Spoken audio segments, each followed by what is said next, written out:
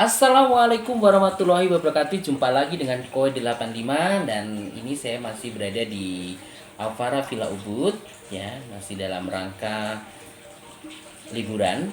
Dan di episode kali ini saya akan bercerita bagaimana pengalaman saya mulai dari nge-YouTube pertama kali sampai dimonetisasi. Oke. Nah, baiklah teman-teman ya. Saya ingatkan yang belum like, komen dan subscribe, silakan like, komen dan subscribe dulu ya. Semoga Anda selalu diberkahi oleh Allah Subhanahu wa taala. Oke, baiklah teman-teman ya. Ini saya akan mulai dari cerita awal mula saya bikin channel YouTube. Jadi awal mula saya membuat channel YouTube itu pada tanggal 3 Juni tahun 2020. Ya, pada saat itu pertimbangan saya membuat channel YouTube adalah karena sejak bulan April ya, April, Mei, Juni itu saya lockdown. Jadi saya WFH, work from home, jadi bekerja di rumah dan ada kejenuhan.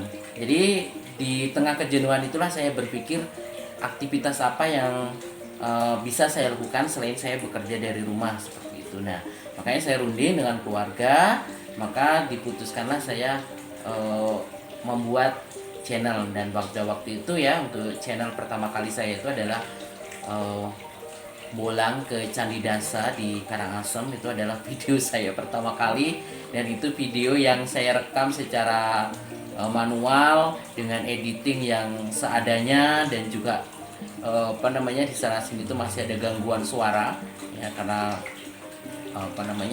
video itu kita ambil sambil mengendarai sepeda motor. Dan setelah itu ya, maka setelah buat channel ya, terus yang kedua adalah saya isi dengan video-video aktivitas saya selama di Bali.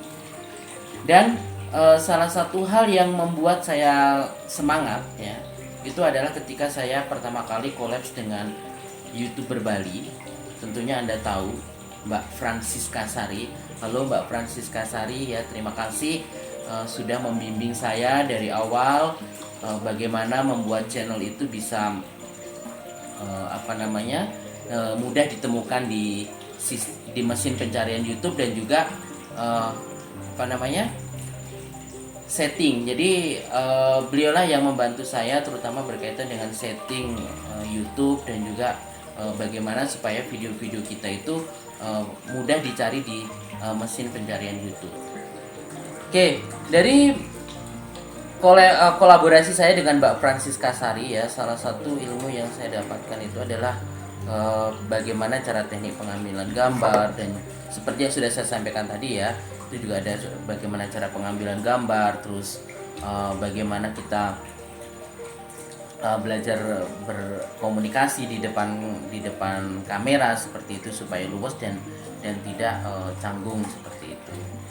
Dan benar-benar lah ilmu dari Mbak Francisca Sari ini sangat luar biasa.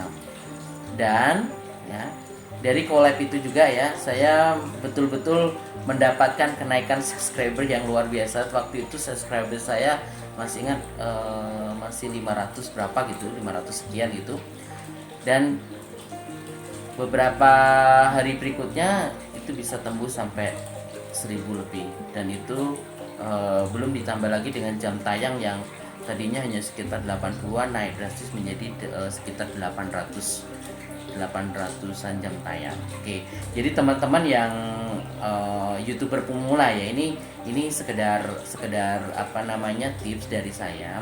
Ketika Anda awal mula merintis ya, lebih baik kalau bisa saya sarankan cari YouTuber yang dia sudah settle, dia sudah punya fans, dia sudah punya subscriber organik yang itu betul-betul menjadi penonton setia ya. Itu akan memudahkan kita, terutama kita akan mendapatkan ilmu berkaitan dengan bagaimana kita menjadi YouTuber ya, bagaimana kita menarik penonton, dan juga salah satu yang bisa kita peroleh adalah kita dibantu promosi seperti itu, atau istilah kerennya ya panjat sosial lah.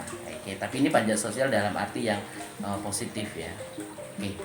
Tiga ya, Jadi setelah saya buat channel YouTube, saya sudah collab dengan Mbak Francisca Sari ya. Saya jadi berpikir saya harus memenuhi target 4.000 jam tayang, dan itu bagaimana caranya? Dan itu sangat berat sekali ya, terutama bagi YouTuber pemula yang istilahnya kita ini belum banyak dikenal. Dan salah satu usaha yang saya lakukan ya, ini saya jujur ya, saya ikut view to view. View to view, saya ikut grup di Telegram ya.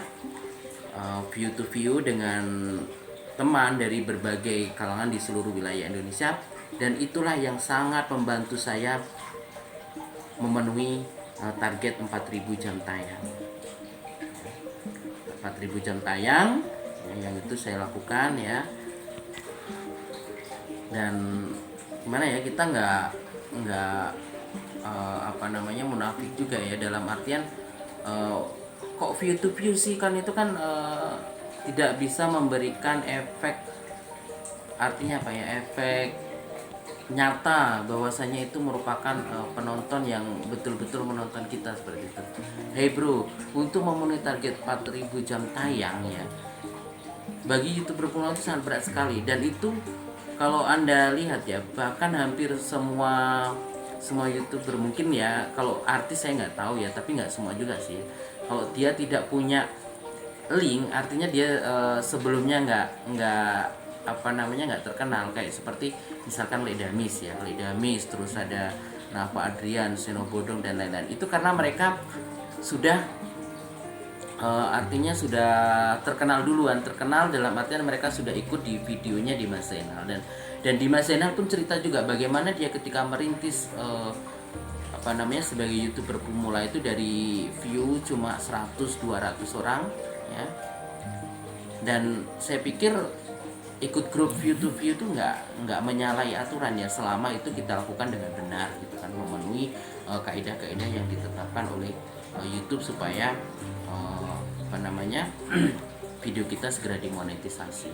Selanjutnya yang perlu Anda perhatikan adalah berkaitan dengan konten ya. Jadi konten isi video yang Anda buat itu ya sekecil mungkin hindari copyright. Karena YouTube itu sangat suka video-video original yang tidak copyright, artinya kita tidak menyalahi aturan hak cipta ya. Video kita orisinil, walaupun mungkin tata cara pengambilan dan juga editingnya belum bagus, itu tidak ada masalah. Yang jelas video Anda harus orisinal. Terus yang juga harus Anda perhatikan adalah berkaitan dengan pemilihan background musik. Nah, memang ya kadang-kadang video itu kalau tidak kita kasih background itu kan gimana ya, rasanya kan bosan gitu kan, nonton gitu-gitu aja, terus ya hambar lah istilahnya. Nah, yang perlu Anda perhatikan adalah pilihlah background musik yang itu ada di library YouTube yang sudah disediakan oleh YouTube, dan itu bisa Anda pakai sebagai background di video Anda. Karena ketika video Anda itu terdapat ya pelanggaran hak cipta, copyright, itu maka akan susah dimonetisasi.